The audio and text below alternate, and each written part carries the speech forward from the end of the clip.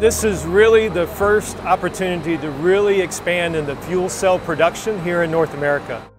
While the footprint of this fuel cell project is small, the transformative potential of the technology is huge. Building a fuel cell drivetrain kit has never been done in one of our plants outside of Japan.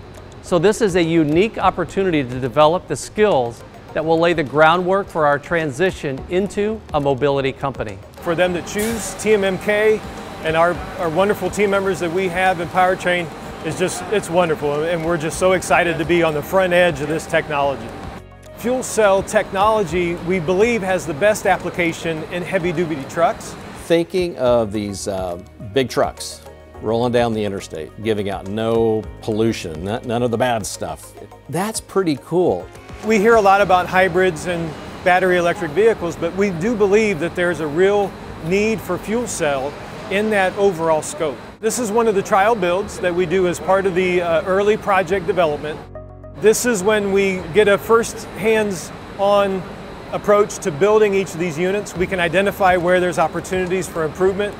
We can start to develop our standardized work for what it's going to take in order to build these in the future. It fits within the framework of where a typical internal combustion engine would fit, but it's now going to be this hydrogen fuel cell assembly. We're also using more carbon-free equipment in our operations. For example, we're using battery electric trucks at our parts distribution center in California and hydrogen fuel cell heavy-duty trucks at the port in Long Beach. In addition, at the end of the year, we plan on using hydrogen fuel cell energy to power our facilities at the port in Long Beach. As the company with more electrified vehicles on the road than all others combined, Toyota is making significant investments in on- and off-site renewable energy sources to generate wind and solar energy to power our manufacturing plants and help contribute to the decarbonization of local energy grids. Hydrogen is scalable.